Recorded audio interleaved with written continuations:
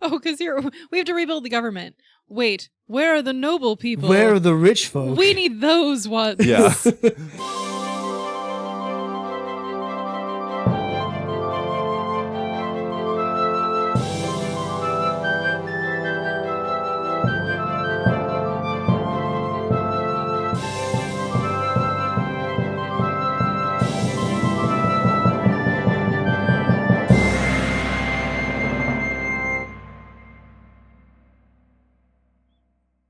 Hello, welcome to the Tabletop Travel Guide, the podcast where we explore fictional worlds and civilizations right from the comfort of our own table.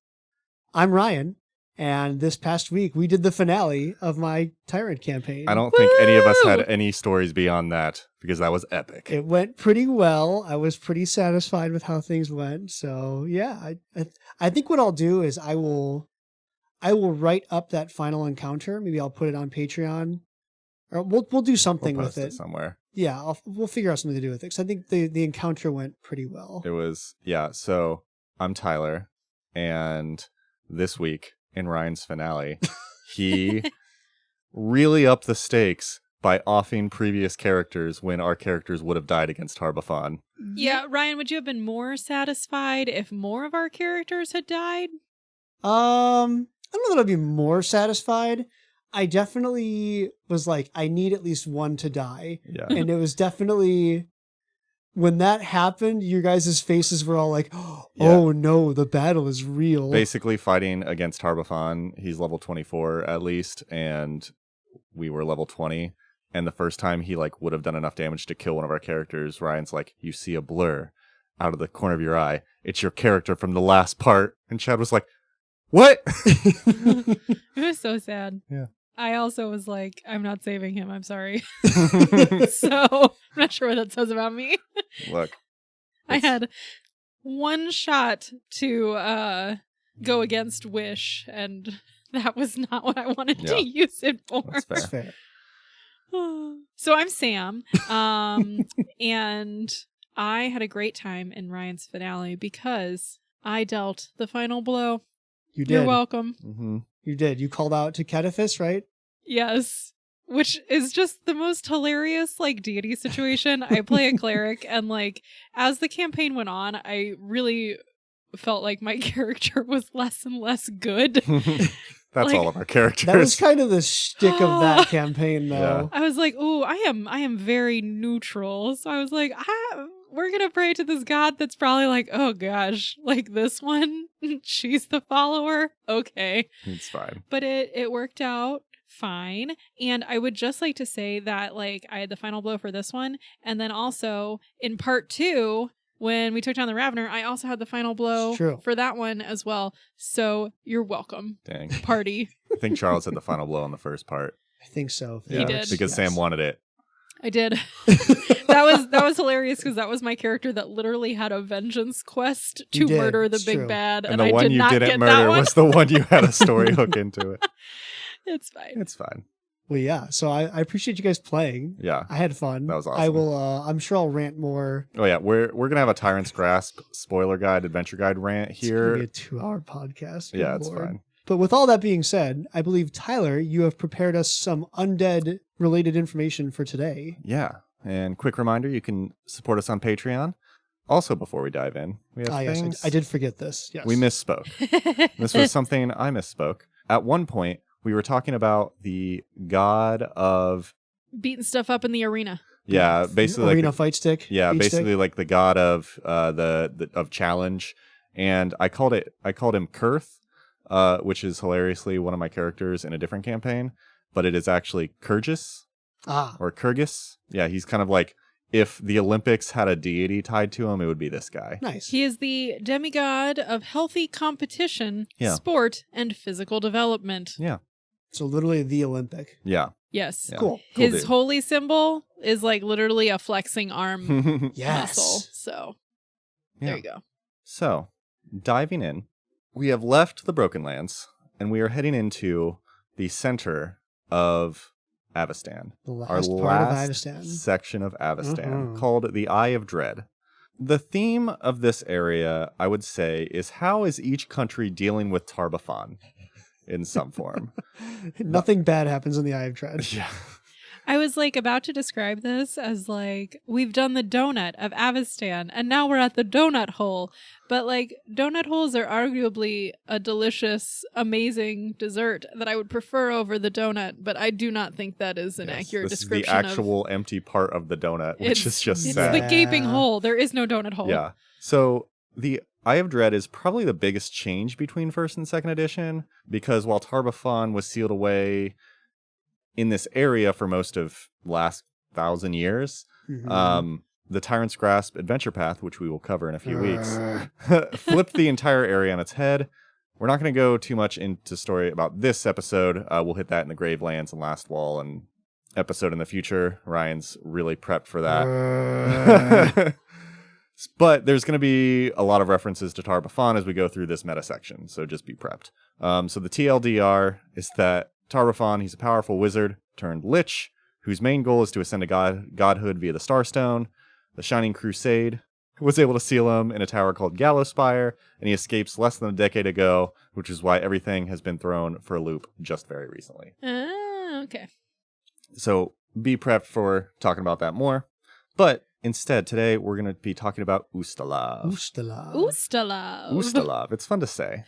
So it's the country directly north of Lake Encarthen, basically west of Numeria, and the River Kingdoms and south of Mendev. So it's got some great lakefront property, is what you're saying. It's got great lake property fronts. If you've ever seen the meme map of the Lost Omens Inner Sea region, you'll see that Ustalav is labeled as Fantasy Transylvania, and it's incredibly fitting.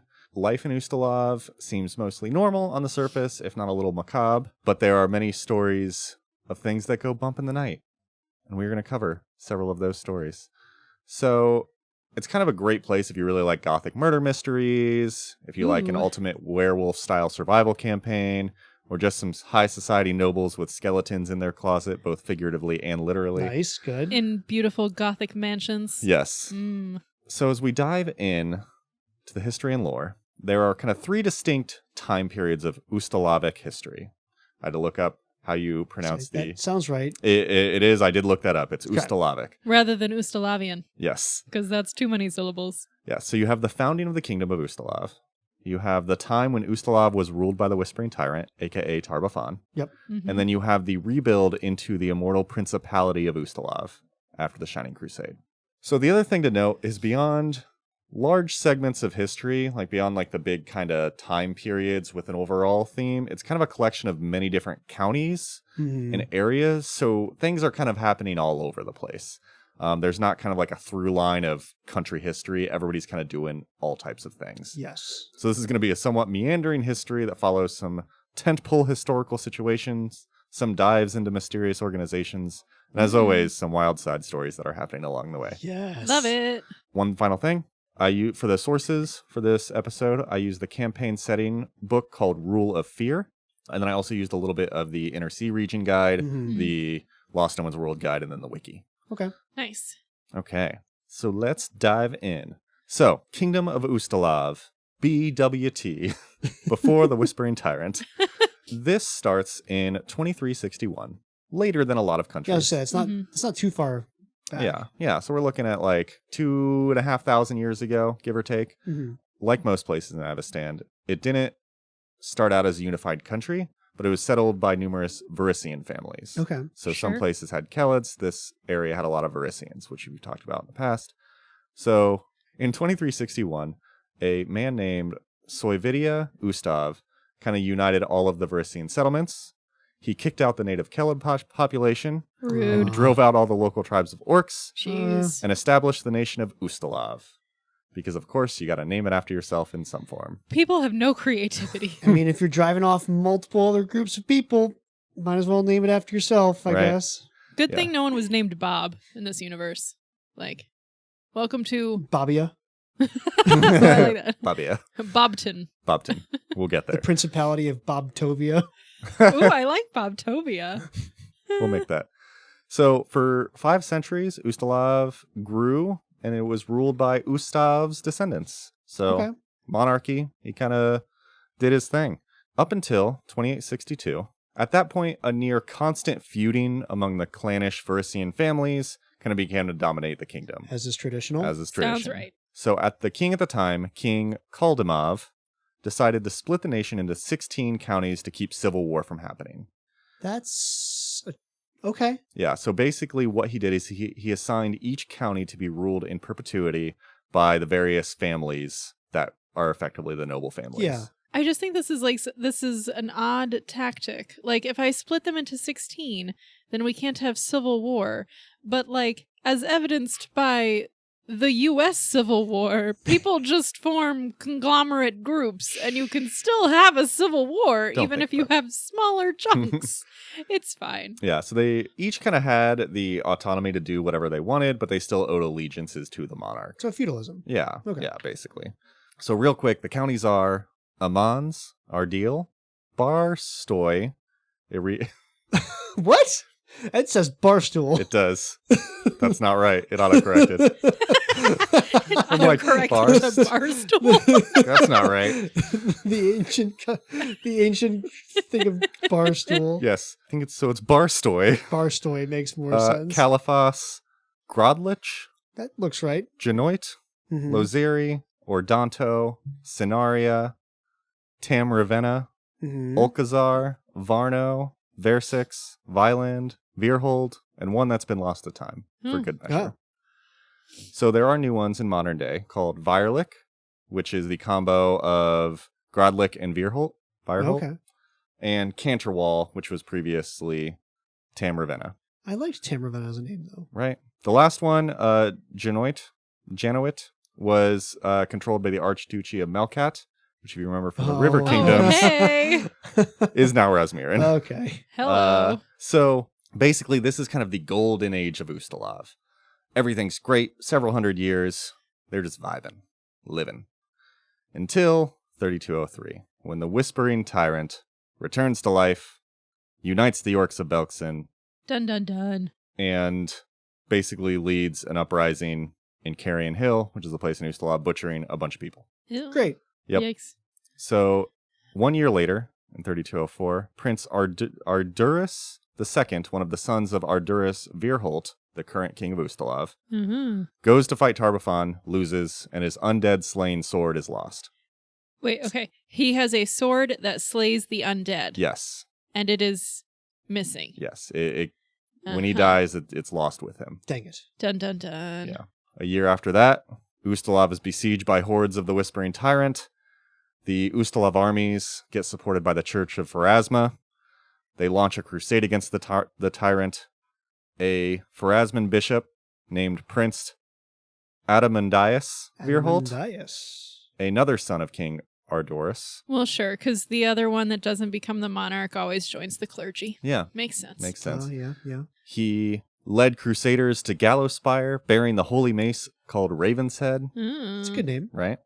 And they fall to the tyrant's magic. Dang it. Not surprised. Yep, Adamandius' half-brother, and Dryadus. My goodness. Virholt. Dryad. Where's just the one that we could just name Andy? Yes. Adamandius was a busy man. Whew. Ardurus was a busy man. As Ardurus was a busy Yes. man, yes. So, Adamandius' half-brother, the bastard son, Andriadus, is royally acknowledged by the crown, since he's the only son left at this point. Ouch. But rather than openly opposing the Whispering Tyrant, he forms a compact with a lycanthrope named Skarsny? Skarsny? Sczarni. Skarny? Maybe the Z is silent. Let's go with Sure. Yeah. Sam's like, I just, my trying to mouth is sound it out. moving and it's the words, the letters. I'm just like, It's fine. Nope. So he creates the Prince's Wolves, which is a tribe of Varisian werewolves to fight in a covert insurgency. Love it. it's a good book, by the way. It is good. And then in 3206, the counties of Ustalav fall apart and fall to the Whispering Tyrant. The last, See, now you want the Civil War or the Yeah. Unity. right? So the last king of Ustalav, King Ardorus, is slain in the Battle of Dawnmarsh and gets reanimated into an undead called the Shrieking Sovereign. What? He basically then leads the tyrant's legions into Artis and hangs himself from the palace tower. Oh as my an gosh. Example. Wait. What? He hangs himself as the example. Mm-hmm. This'll show you. Yeah, like Wait, so is he's it like... the undead being compelled to hang himself. Yeah, okay. Yeah, That's so sad. right. Oof. So, as you can tell, from the awakening of the tyrant to the fall of Ustalav was 3 years. Jeez. They mowed through them. That is bad. Yeah. I feel like you guys were like, he can't be moving that fast. And I was like, yeah, he can. Oh, yeah. He's moving. So... Man, Ryan was really nice to us. He gave us like months to prepare. I mean, yeah. I guess we were on like the whole continent. It's fine. So between 3200 and 3800, it's basically uncontested rule by the Whispering Tyrant. Oof. There's one interesting thing of note that happens during this time that's not just sad and more sad. So the vampire lord Malleus leads a purge called the Blood Drought, slaughtering or exiling all vampires within Ustalav who refuse to join the Whispering Tyrant. Oh, jeez. Oh, okay. Going after the ones. Okay. Yeah. So a small cell of resisting vampires survives in the south at this point. Great. So let's talk a little bit about vampires. Yes, let's do Do it. they shine in the light like diamonds? Oh, gosh. Shine bright like a diamond. Okay. That's why we can't go in the sun. We sparkle. Okay. Dumb. Not that type of vampire. Much cooler. Yeah, So- because that's arguably the worst kind Yeah, of vampire obviously. ever.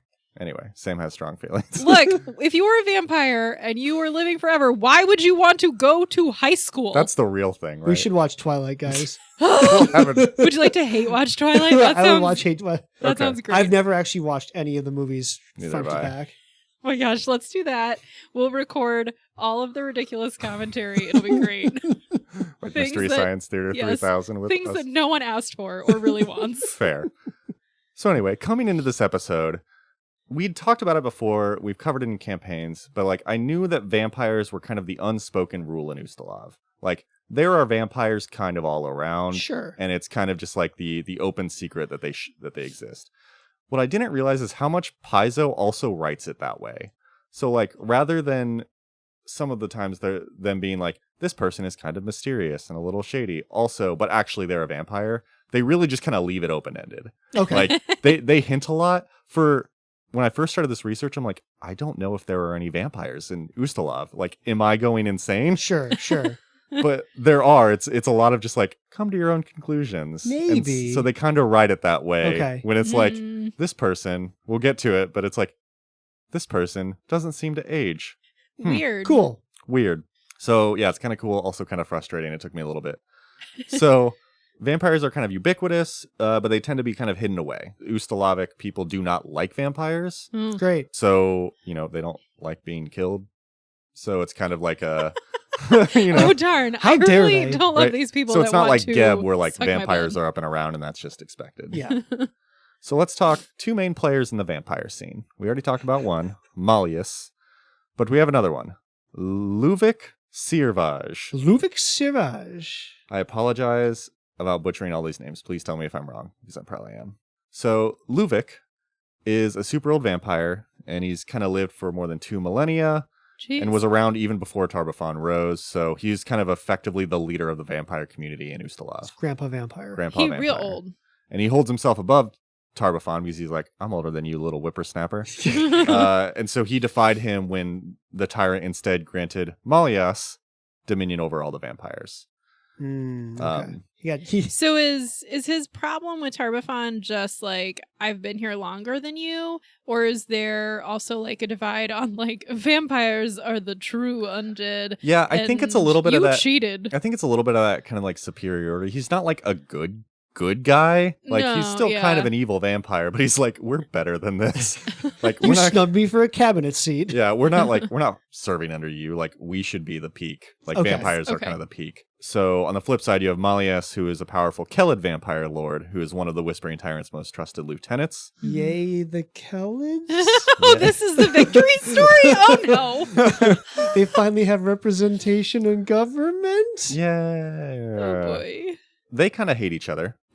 But Malleus kind of has more of a hate for Luvik because he wasn't able to confront him at all during the war before the Shining Crusade came through. Wait, so is this So he's like mad because this guy's my rival, but he doesn't know he's my rival, and I'm more mad Luvic about it? basically is like, I want no part of this. We are going into hiding. He's not fighting this against the tyrant. He's just like, we are resisting by staying out of the fight. Okay. And Molly's just like, come fight me, you coward. So Malleus still harbors hatred for all the vampires who didn't follow the Whispering Tyrant. Again, that's kind of like the one big thing that happened. Sure. Kind of. But 3801, Shining Crusade comes in, secures a beachhead in Ustalav, that good lakefront property. What does that mean? They secure a beachhead?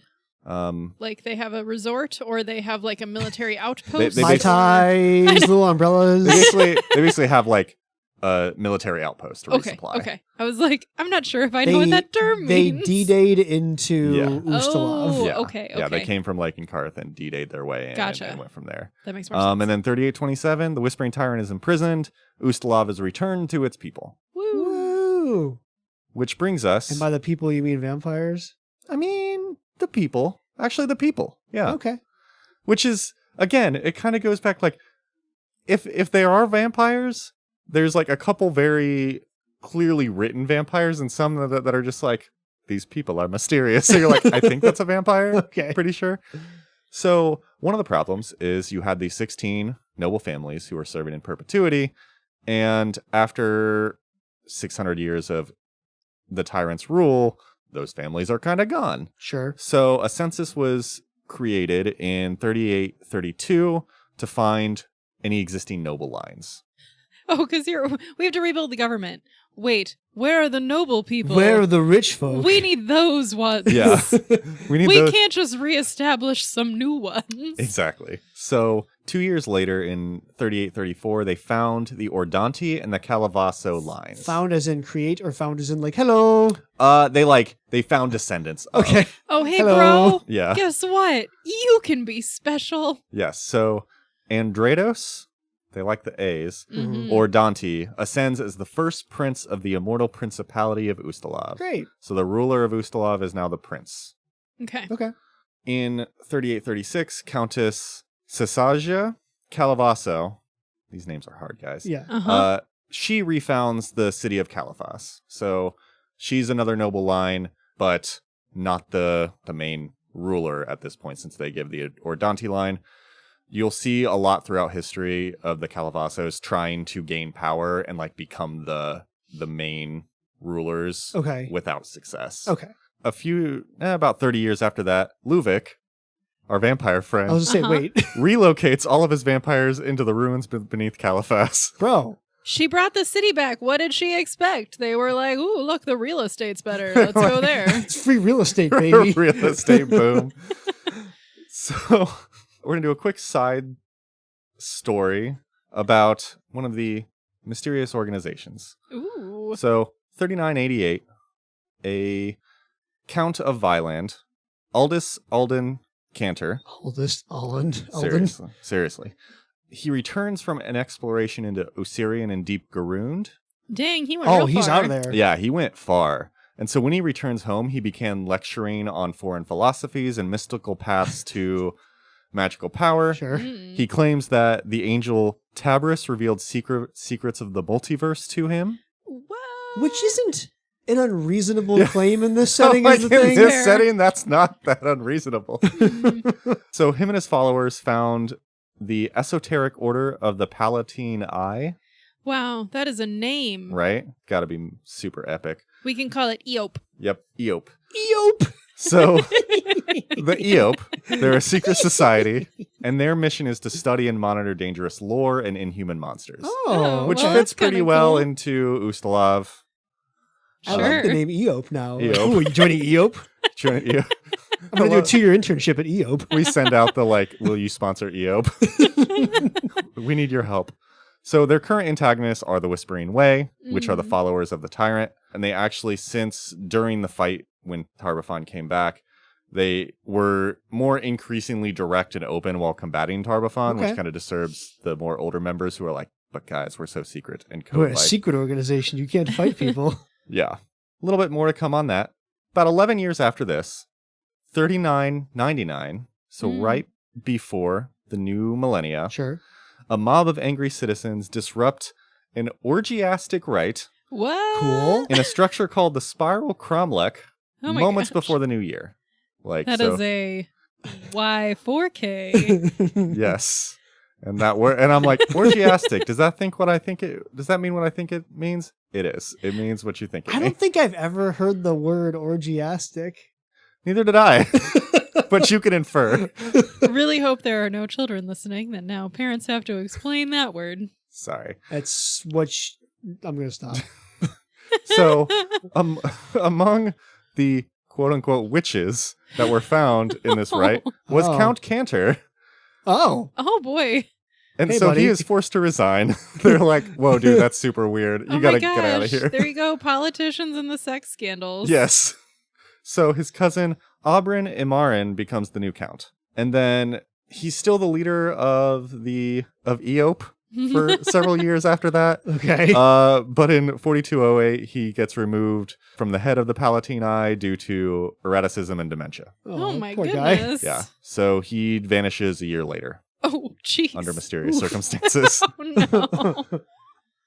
So the next thing to happen, which is another kind of like interesting side area of Ustalav, is that in 4213, Castle Ardora in Varno, one of the counties, Mhm. falls to a curse and is renamed Bastard Hall.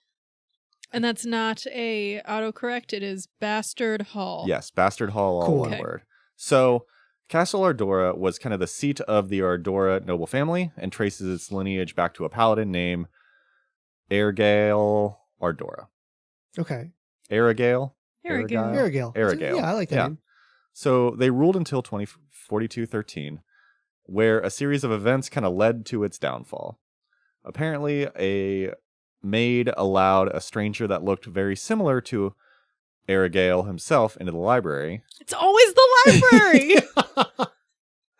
but this is a couple hundred years after he was alive, so he was like wrapped in cloth and looked similar, but like he wasn't the current leader. I mean, I don't know that that's on like the maid. Like, Yeah. But oh, you look like the person that died 200 years ago. Yeah. I should know Yeah. not to let you in No. the library. no, but it's like stranger. Like you're Yeah. like, I don't Okay. know, let's a person in. Stranger So danger. 7 messengers the next morning go out to search for distant relatives of the Ardora family, and a black coach rode through a nearby village, My Serene, while a fog obscured the castle from view. So Well, this sounds like a gothic Yeah, mystery. kind of gothic mystery, normal stuff. Okay. So on the following nights, animated corpses of the castle's servants go into the village and capture several villagers and drag them back to the castle. Oh boy. Don't like Villagers even destroyed the bridge leading to the castle because it was on a lake, but a spectral one rose in its that. place. Don't like that. Due to this, the village was abandoned because obviously that's shady. I can't imagine why. That is the correct response if a ghost bridge appears near your town. Yes. We'll be back. Oh boy. But moving on a little bit, in 4288, blatant vampire attacks are happening in Caliphas, and they lead to a widespread purge of the city's undead. Okay. Luvic, our friend, Buddy, orders his followers to go into hiding and adopt subtler practices. come on. Look, he knows what's up. He is here to, like, make it in the long haul. He is here to, vampires are surviving, hell or high water. Guys, you can't just go out and kill people in broad daylight. You gotta be subtle with it. Come on. So yeah, I said we'd be back. So, Real quick, apparently. right. 4313, 100 years after the last situation, a black coach is seen coming from Bastard Hall, and it abducts villagers from the surrounding lands. Cool. Oh boy. The black coach is also a creature you can fight. It's Oh, basically okay. It's like a a thing. magic kind of coach that goes out and steals souls. Great. Interesting. Again, like I said, this is a lot of kind of random fun facts in Ustalav with a little bit of tent poles. You're not selling me on Ustalav so far. Like, I mean, random black coach. I don't know what you're talking about. Okay. Maybe this will sell you. In 4399, the home of Aldous Alton Cantor, remember, Uh-huh. Yeah. of the Eope, his home, the Cantor House, catches fire just moments before the beginning of the new year. What is with him in the new year, Oh my man? gosh. I don't know. It's mysterious. Mm. That doesn't even mean vampire things, though. Like, I don't know. So the fire reveals a stories tall, egg-like monument of black stone hidden within the mansion. Sure. None of the Cantor descendants admitted to having known about the nearly 33-foot tall monument, and it remains a mystery to this day is as this to a what Monty the heck Python it is. bit? There's a 30-foot tall black spire. No, there isn't. We've What's never that? seen it. What's that over there? What's that? I don't know what you're talking about. Yeah, just kind of one of those things where you're like, what is happening? Never explained. Just a mystery. Sure. Fun mysteries. Then we go to 4413, 100 years after the last Black Coach incident. A Black Coach from Bastard Hall raids nearby villages again. Oh my gosh. Black Coach is just Look- busy. Every This time, 100 though, years. Local heroes besiege the castle and succeed in burning it to the ground. Oh, there yeah, we go. It only okay. took us 200 years. Right? They made it. They made it work. 100 years later, Oh, jeez. Bastard Hall reappears, fully reconstructed with seemingly more towers this time. It's like the Hydra. Chop off one head, more come back. The Black Coach claims nearly a dozen victims before disappearing once more. Cool. Jeez, it's like Baba Yaga. Like, Right? Yeah, popping it's out. Hello. yeah, and like it's rumored that like it'll go and look for descendants of the Ardora or the Oh family. my gosh. Yikes. Yeah.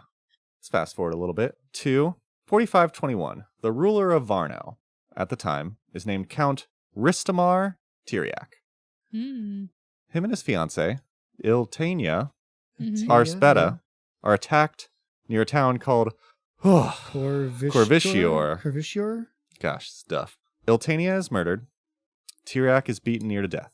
A Yikes. loyal servant named Radia saves the count by infecting him with vampirism. Oh, that's like the movie. What movie? Which one? Don't they do that in Twilight? Don't they save? Wow. Don't they save girl because girl Uh, doesn't want to be vampire, but then girl gets hurt and girl becomes vampire? This is my knowledge of Twilight. Yeah, guys. slightly more complicated and also way weirder, but Yeah. sure, Anyway, general premise. Okay. So, overcome by grief at the death of his fiancée and the fact that he is now a vampire and he does not want to be, he slays the residents of his family home Oh, geez. and goes into isolation. Okay, I don't support that. Yeah. That's one way to react. He then reestablishes control of Varno and travels to search for a cure for his affliction.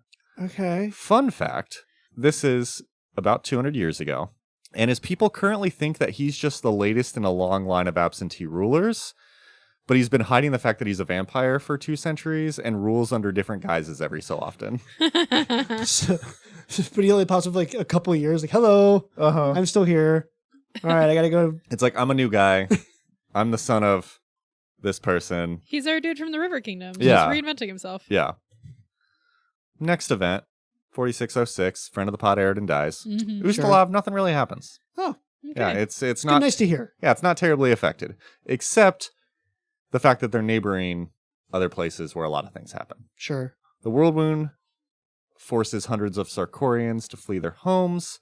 In 4611, Merate or Dante denies them entry, leading to an awkward amount of slaughter Great. Oh.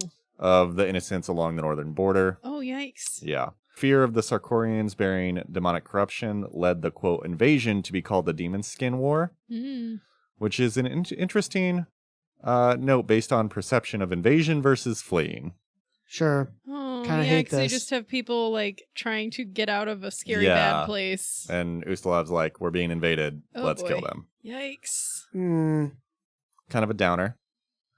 But guess what? In 4613, the Black Coach is back. Oh my Oh, gosh. jeez.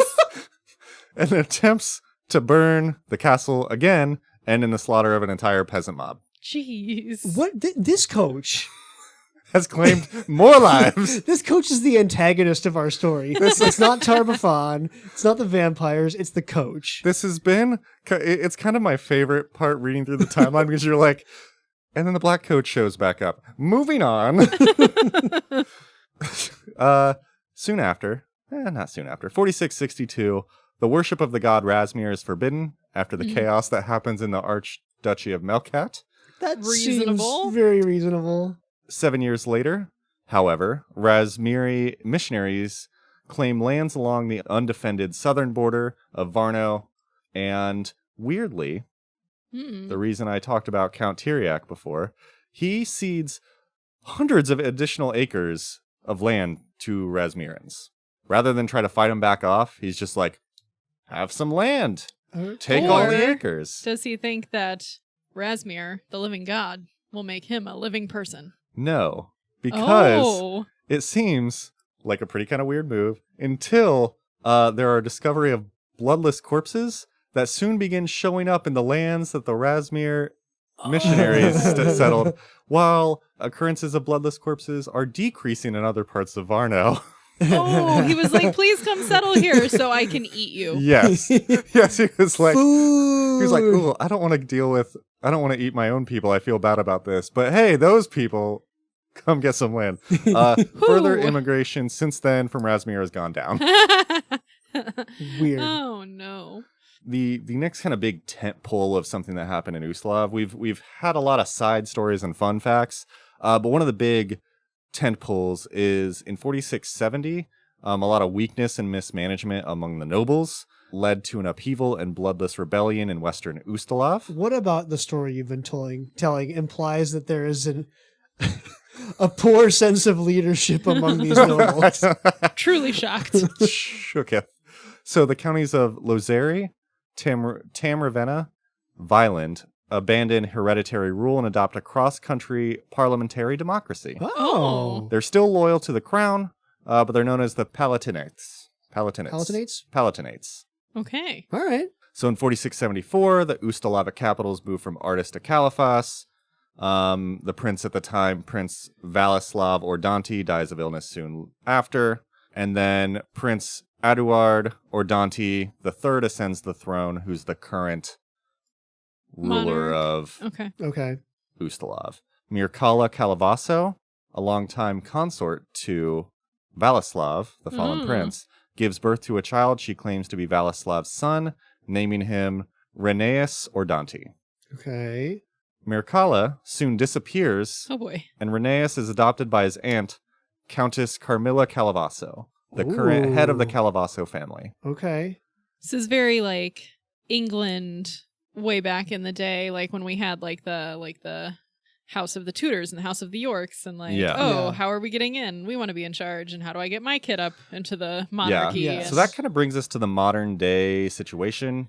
Most people live in Soividia, which is the 9 provinces of eastern Ustalav that run on the hereditary noble families, and that's where Caliphas resides. Okay. Caliphas is currently in an overcrowding crisis caused by refugees from Last Wall, flooding over because elsewhere in Ustalav, apparently outsiders are generally met with pitchforks. Jeez. Great. However, on a good note, probably the one good note of this episode so far is the Palatinates on the northwestern side is an area of innovative ideals and cutting-edge science. Oh. Science. So it has a prestigious university of Lepestadt. Oh. And where doctors, alchemists, and academics from all over the world come to make like breakthrough innovations in technology and science and medicine. There's actually like stuff of them now getting Numerian technology to kind of like increase their technologically interesting finds. I like this. Okay. Yeah, so it's kind of a cool place. And then the final place of Ustalav is the Viralik. It's kind of a haunted part of Ustalav. It's where Gallowspire was. It's the domain of the Whispering Tyrant, or it was, and it's kind of uninhabited and very dangerous. We don't go there. Yeah, it's not great. Cool. Like I said, current ruler, Prince Eduard.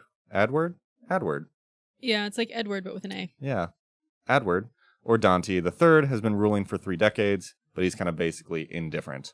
He's very much more of a soldier than a politicker. Okay. So he approaches most situations with a kind of bluntness. Okay. He relies on his advisor, Diaduin, when discretion is necessary. Diaudin. I need you to make this go away. Yeah, kind of. Like, you need to deal with this. Carmilla Calavaso, known as the Ruby of Caliphas, because she's more than 70, but looks half that age. Mysterious. No more is said about it. Eyebrows up and down. There's some eyebrows there. She's got some really good skin cream. Turns head 20 degrees to the right. The Ruby of Caliphas. She's a huge critic of Adward Sure. and is very power hungry. Everyone is expecting her to try to put her nephew Rheneas on the throne and usurping Adward. He's like just come into kind of manhood. Oh, okay. So there might be some. That's kind Because of he where would we're have at. to be 30 if Adward has been ruling for 3 decades. He'd have to be that same age if his mom supposedly got pregnant with him prior to the old king dying. Yeah, Okay. supposedly. It's Allegedly. it's still kind of an open. I got pregnant. It's been 5 years. That's how it's that a- works. Well, it's an open question of whether it is even That the kid. ruler the well, ruler's sure, son, but yeah. like if you were gonna make that But- claim, like I feel like you would have had to do it pretty Yeah. quick. I mean, yeah. So yeah, he's at that point Mhm. unclear whether she tries to take control yet. It's something a good way to get stabbed, Sam. I would like you to do the math. Can you please prove to me that this is the correct child? Yeah, that kind of brings us to present day, and we're at. It feels kind of unsafe. There's like maybe one interesting place to be. Okay. But what's the black coach doing? Hold on. It would have 47. It would have come 10 years ago. Okay. And what, we get no update? How yeah. rude. What is this? That's a great question. What kind of second-rate podcast is this? I need to check it. I wanna- The rule of fear ends at 4711. So Oh. if I find an update, I'll let you know. I couldn't find anything on the black coach in 4713. So who knows? I'm just laughing that Ryan and I made the same noise. It's fine. We're just here for the black coach updates. Right? I mean, aren't we all though? Who's it gonna murder now? Oh, I wish I had known about that prior. I would have made a different campaign. Yeah. Well. So yeah. Okay. Interesting. There's a lot going on. Yep. And definitely no vampires. Definitely no vampires. Perfect. Well, with that, we will take a quick break. Definitely not influenced by any vampires of any kind.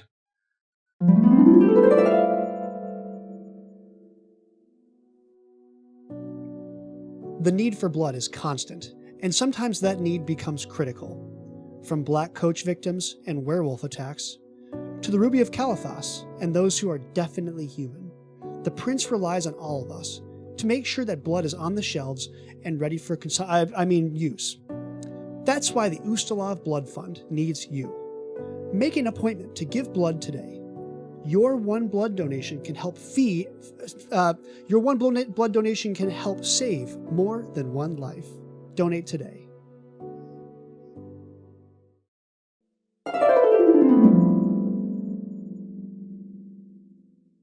Thank you for your support and welcome back, everybody. So I think now, Sam, you have a definitely not black coach campaign for us. I do. It's just like, dang it. It's okay. I am amused by my campaign regardless. I decided to take a lighthearted approach to Ustalav. Seems Since I figured it was going to be a lot of like gothic horror and we might need a little bit of an uplift. So I would like to orient you to my campaign by having everyone think of the movie/television show What We Do in the Shadows. I don't think I watched much of this. Is this a Nickelodeon? No. It's on FX right now. I think Okay. they're wrapping It's like season 6. It's like kind of comedy vampire. It's Okay. a mockumentary of a bunch of vampires like trying to like the US version is a TV show and they're like living on Staten Island and It's like Jersey Shore but vampires. I mean they're all like way older, so less Jersey Shore vibes, but more like how do we exist with humans around. Okay. And then there was a movie prior to this by the director for the couple of the Thor movies.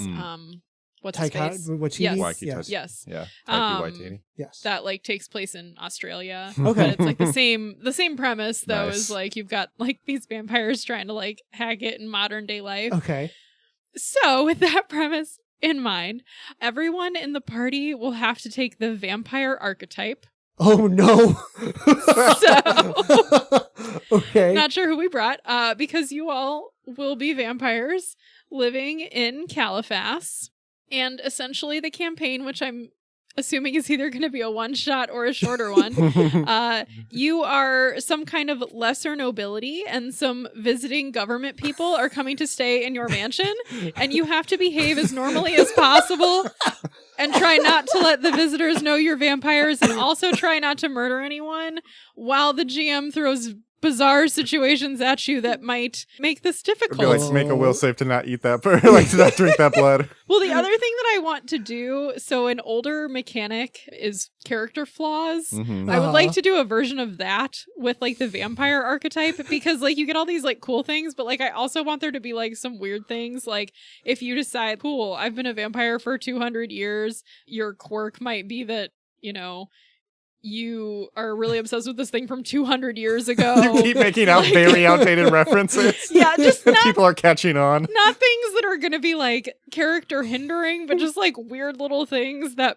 might just make it more difficult for you to play off that you're a human. Yes. I love this. That would be so fun. Love this. This is such a good idea.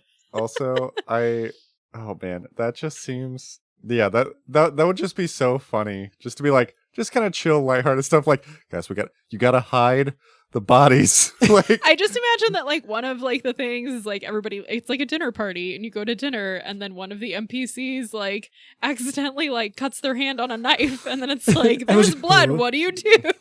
like, sorry, I hope no one's squeamish, and everyone's like, oh no, and then you had to roll will saves to like not like go murder this person, or like they invite you out to like go do an activity that's outside, but depending on what level you are, you might not have like the daywalker part of the archetype yet. So how do you handle being outside in the just sun? Tons of sunblock, big hats.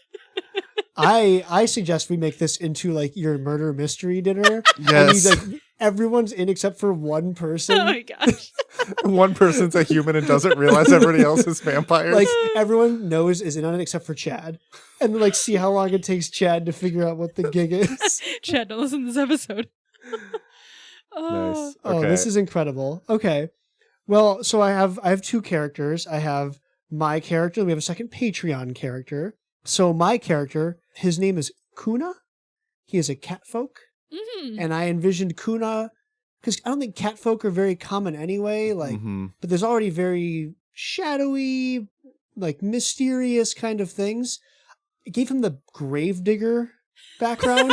Because he just likes to dig. Well, he just like, I envisioned him like, he already can't participate as part of normal society mostly. I guess I didn't really get the vibe that they're like racist. But I also don't feel like there's lots of non-human vampires. And now we're going to make him a vampire. Okay. You know what this is giving me, like, vibes of? Go. So, do you guys remember that movie, Bunnicula?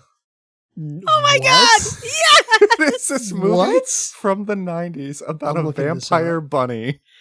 I don't remember. Was it supposed to be a children's movie? I don't. But it was actually horrifying? I think all I remember is being in my friend's basement and like watching this on a big screen TV, and it was terrifying. There's like a bunny with red eyes, and that's like all I remember about it, but like horrifying. Bunnicula. I'm looking at like the covers. There's a 25th anniversary edition apparently. Oh. What? Okay, yeah, I guess that's kind of so what that this but is. cat. Yeah, it's like a bunch of vampires, and then cat vampire just like off on the side, like, oh yeah, he works here too. He's here. It's fine. Yeah, there was a book series too. Oh my gosh. Yeah, so I had him as like a magus, and like, you know, took care of people's undesirables and dug the graves. Nice. And so I think there's definitely some interesting quirks we can get there, especially with like some arcane talents.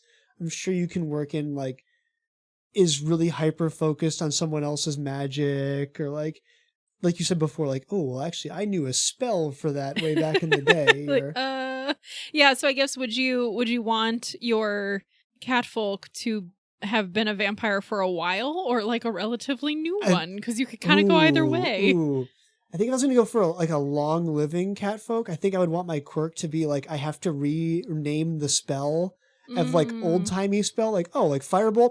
Well, back in my day, we used to call that flame bolt.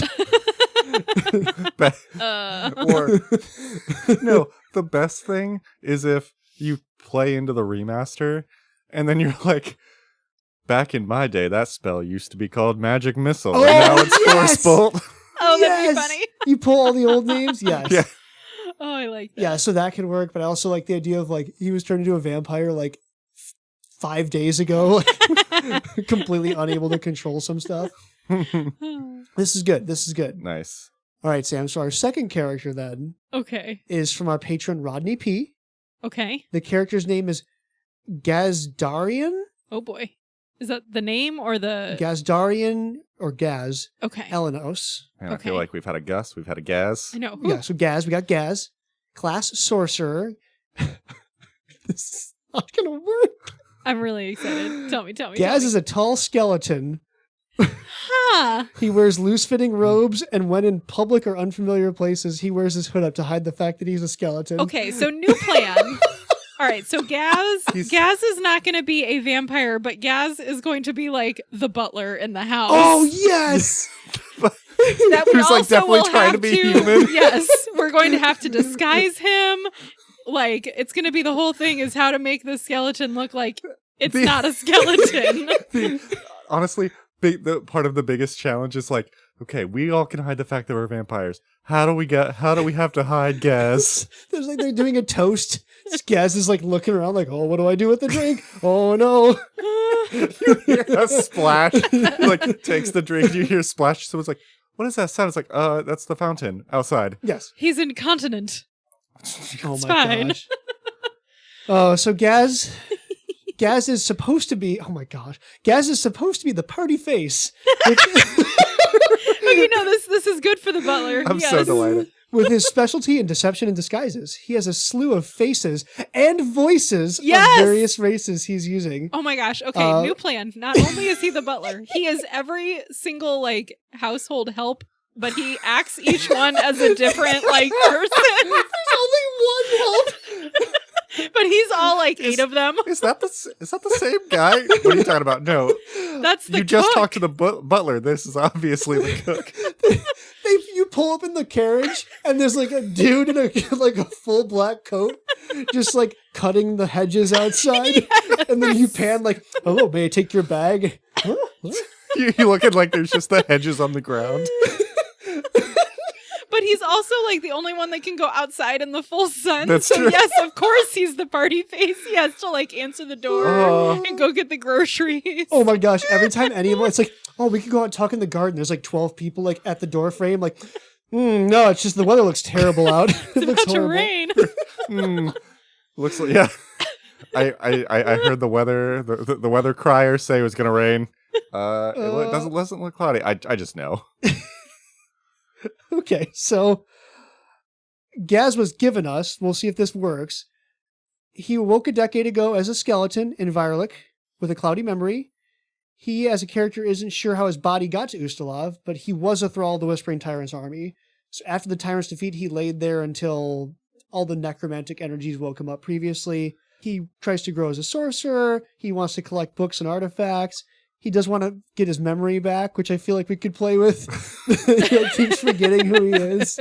That's why he jumps in all the different roles, maybe. Yeah, he's trying to figure it out. Which one feels best? Yeah. And then, of course, we always ask our patrons what their quirk is, if there isn't already a quirk we've given him. He cannot admit to being wrong, even when shown a proof of being wrong. I saw you out there trimming the hedges.